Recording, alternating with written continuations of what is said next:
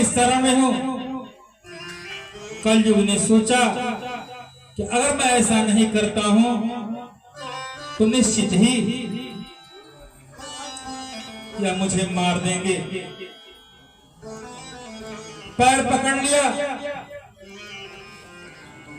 गिड़गिड़ाने लगा, महाराज मुझे छोड़ दीजिए। तो परीक्षित ने कहा, तुम मेरी शरण में आए हो, अब मैं तुमको मारूंगा नहीं, क्योंकि जो शरण में आ जाता है उसे कोई मारता नहीं है। लेकिन अब तू मेरे राज्य से निकल जा, बाहर चला जा, क्योंकि तू अधर्म का सहायक है और तुम्हारे रहने से यहाँ पर इस पृथ्वी पर लोभ, मोह, चोरी, अनेक प्रकार के कुकृत्य होंगे। जब इस प्रकार से कहा परीक्षित ने, तब कलयुग कहने लगा कि हे महाराज, आखिर मैं जाऊं तो कहां जाऊं? आप मुझे रहने की आज्ञा दें, मैं भी यहीं पर रहूं।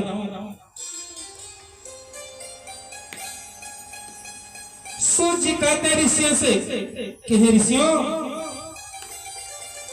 कलयुग के आग्रह से, अनय विनय करने से, कच्चा ठीक है, तुझे मैं 4 स्थान देता हूं, जहां जहां मैं कहूंगा वहां तू निवास करना। कहा,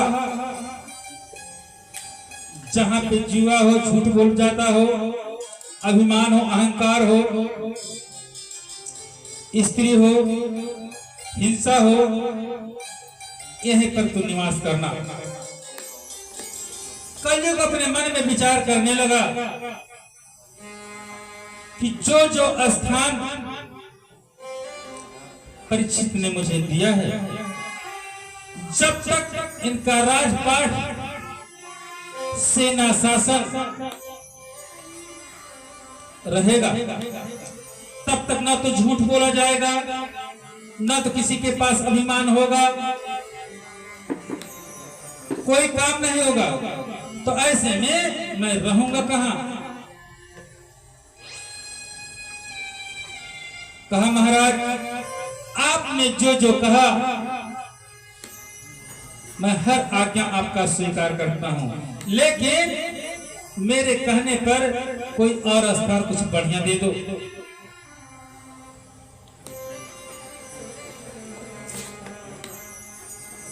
तो अच्छा जा, तुझे मैं सोना देता हूं। सोना मतलब सोना। और जैसे ही कहा, स्थान दिया सोने में, तुरंत ही कलयुग राजा परीक्षित के मस्तक पर सवार हुआ, क्योंकि जो मुकुट राजा परीक्षित ने पहन रखा था वह सोने का था और उसी में उसका वास हो गया।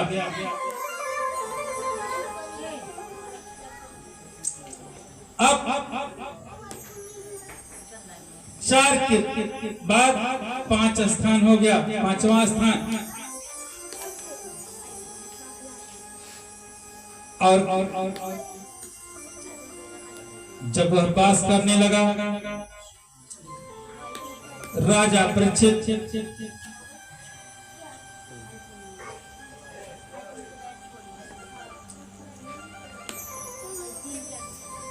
वहीं से राजा परीक्षित का दिमाग घूमने लगा। अब कहा, महाराज आखिर जब 5 स्थान दिया कलयुग के कहने पर,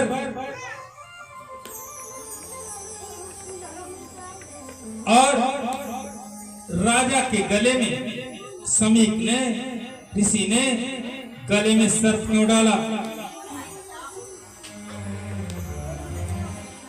तो कहा है ऋषियों, सूजी बता रहे हैं कि जो मुकुट राजा परीक्षित ने पहन रखा था वह मुकुट जरासंध का था, क्योंकि वह सोना भेदभाव से भरा हुआ था, छीन कर लाया गया था, इसी कारण उसमें उसका वास हुआ। और वही मुकुट पहनकर बड़े बड़े राजा लोग शिकार खेलते हैं। तो इसी प्रकार राजा परीक्षित एक दिन शिकार खेलने के निकले। चलते चलते बहुत दूर निकल गए, सेना एक तरफ चली गई, तो जंगल में बहुत जोर से परीक्षित को प्यास लगी। जल के तलाश में इधर उधर भटकने लगे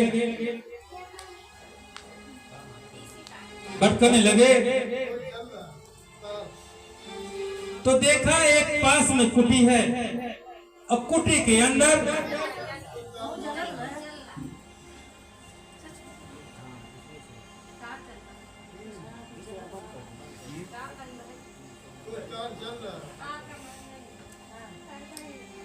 कोई मशीन हिट हो गया क्या?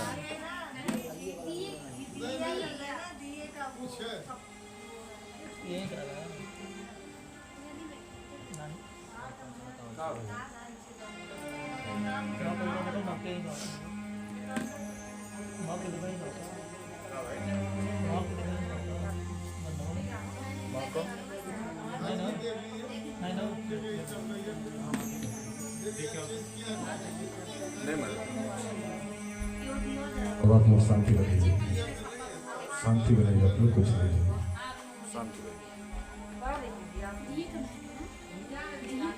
बत्तियाँ उसका जल रहा है ना, वही है, कुछ नहीं, उसका बत्ती जल रहा है। बोले वृंदावन बहलाल की जय हो।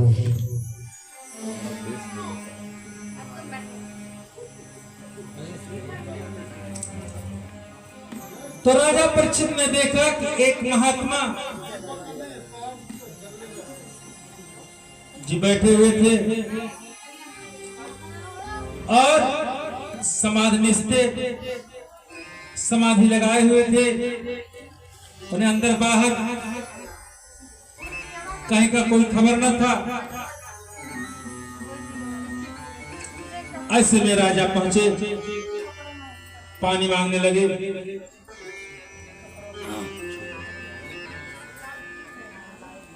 तो बेचारे उनका तार तो सीधा भगवान से जुड़ा हुआ था, लीन थे। राजा अपने आप को अवहेलना समझा कि मैं एक राजा हूं और यहां पर पहुंचा हूं, पानी मांग रहा हूं। और उसके बाद भी होना तो यह चाहिए था कि जैसे मैं पहुंचा अपना स्थान छोड़कर कोई स्थान देते, जिस तरह अतिथियों का सेवा होता है, मेहमानों का सेवा करते, ऐसा भाव ना पा करके राजा परीक्षित क्रोधित हो गए।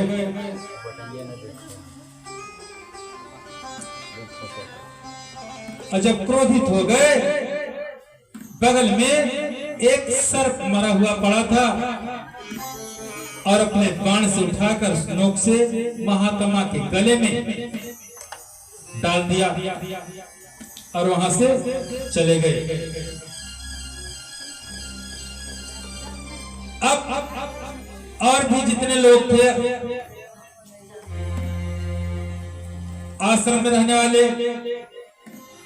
किसी ने उनके पुत्र से जाकर कहा कि तुम्हारे पिता के गले में एक राजा आए थे और मरा हुआ सर्प गले में डालकर चले गए। जब इस समाचार को सुना तो ऋषि पुत्र जोर जोर से रोने लगा और अपने अंजल में जल भरा और उसको अभिमंत्रित करके छोड़ दिया। कहा, हे राजन, जिस मरे हुए सर्प को मेरे पिता के गले में डालकर आप जा रहे हो, आज के ठीक 7वें दिन यह सर्प आपको डस लेगा और उसी के द्वारा तुम्हारी मृत्यु हो जाएगी। अपने पिता के पास पहुंचा हुआ बालक रोने लगा।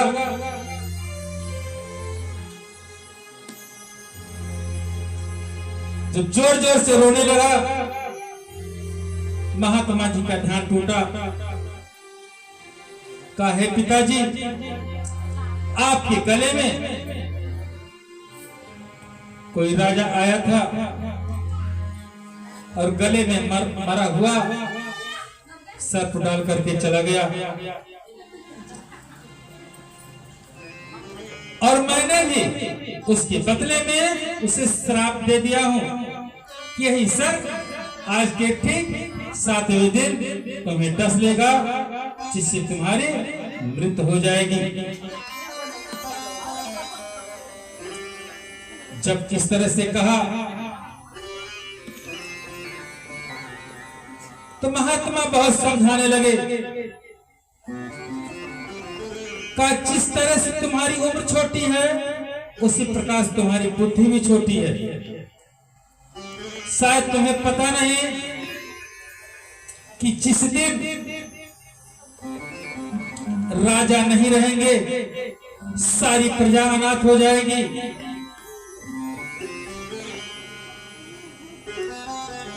और राज में चोर डाकुओं का आतंक बढ़ जाएगा।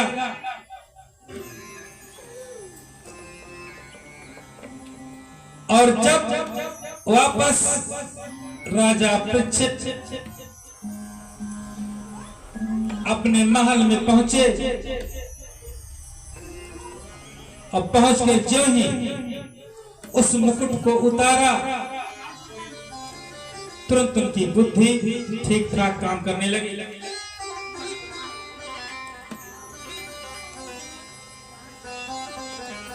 और यह घटना उनके जीवन में पहली बार थी। महात्मा ने कहा, जाओ संदेशा दे दो राजा को कि आज के ठीक 7वें दिन उनकी मृत्यु हो जाएगी। उस 7 दिन के अंदर, उस 7 दिन के अंदर जो कुछ भी करना हो, दान पुण्य, पूजा अनुष्ठान, वह कर लें, क्योंकि जो श्राप है मिथ्या नहीं जाए देवऋष वाणी। संत महात्माओं की, ब्राह्मणों की वाणी कभी झूठी नहीं होती। अब जब राजा ने सुना कि मैं श्रापित हो गया हूं, तुरंत ही सारा राजपाट छोड़कर जन्मेजय को दिया, सौंप दिया, और सिर्फ एक साधारण मनुष्य की तरह वेशभूषा बनाकर राजा जी गंगा जी की तरफ चले।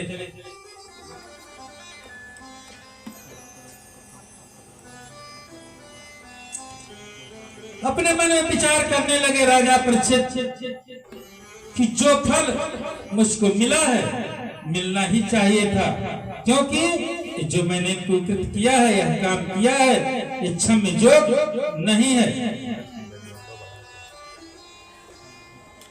और इस 7 दिन के अंदर अपने कर्म को भोग लेना चाहिए। रास्ते में जितने भी साधु संत महात्मा मिलते, सभी से राजा परीक्षित यही प्रश्न करते कि महाराज, आखिर आप बतलाइए कि जिस को मरने में सिर्फ 7 दिन का समय मिला हो, तो कौन सा ऐसा उपाय करे, कौन सा ऐसा पूजा पाठ करे तो उसकी गति मुक्ति हो जाए, मिल जाए। और जब वहां पर पहुंचे गंगा जी के किनारे, तो बड़े बड़े महात्मा साधु संत जैसे वशिष्ठ, च्यवन, देवर, जंगम, भरद्वाज, गौतम, सभी लोग वहां पर पहुंचे। महाराज ने सबका स्वागत किया, आसन देकर बैठलाया। अब पूरे संत समाज से कहने लगे, विनती करने लगे कि हे प्रभु, जिस प्राणी का समय निकट हो, नजदीक हो, उसे अपनी मुक्ति पाने के निमित्त, मुक्ति पाने के लिए कौन सा उपाय करना चाहिए।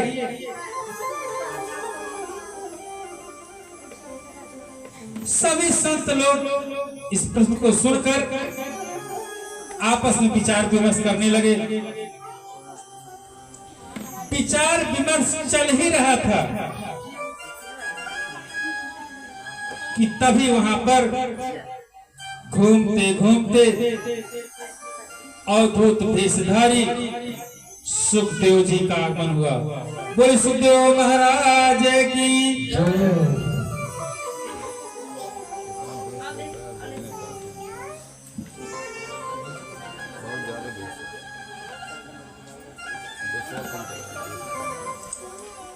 अब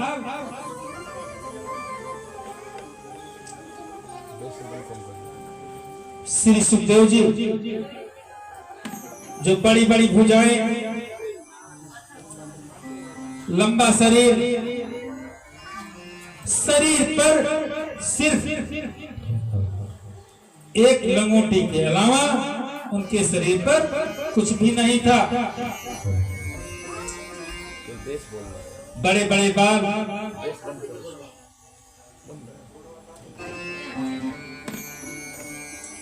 जैसे ही सुखदेव जी उस सभा में पहुंचे, सभी संत समाज, सभी संत लोग अपने अपने आसन छोड़ दिए। सभी लोग खड़े होकर उनका अनुमोदन किया, स्वागत किया। पंचोपचार से उनका पूजा किया गया।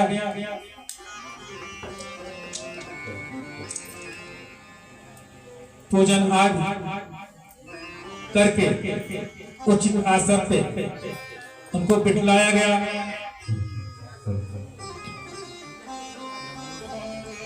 और बिठला करके कहा राजा परीक्षित ने कि हे महाराज, बहुत बड़ा मेरा भाग्य है, सौभाग्य है कि आपका दर्शन हुआ है। बड़े भाग्य जब जानिए, जब मिलने आवे संतन को मिलन करे, सब कष्टन को कि बड़े ही दुर्लभ से संतों का दर्शन होता है। कहा महाराज, आप परम जोगी हैं, गुरु हैं, आपसे मैं पूछता हूं कि जो सर्वथा मणासन है, उस प्राणी को कल्याणकारी कौन सा कार्य सिद्ध करना चाहिए? हे प्रभु, आप समर्थमान हैं, मुझ पर कृपा करके बतलाइए आखिर क्या करना चाहिए जो कि जिसके विरुद्ध निकट हो।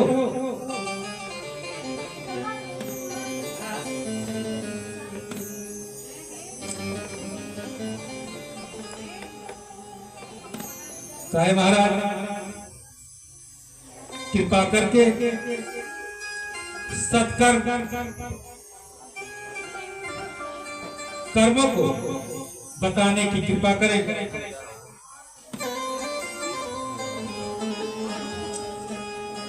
जब इस प्रकार से कहा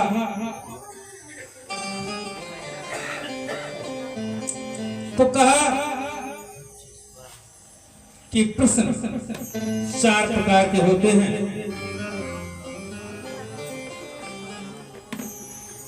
जो कि एक वह प्रश्न होता है कि बात विवाद हो जाए कुछ कहने पर। कुछ प्रश्न ऐसे होते हैं जो वक्ता की परीक्षा लिया जाता है, जैसा पूछा जाता है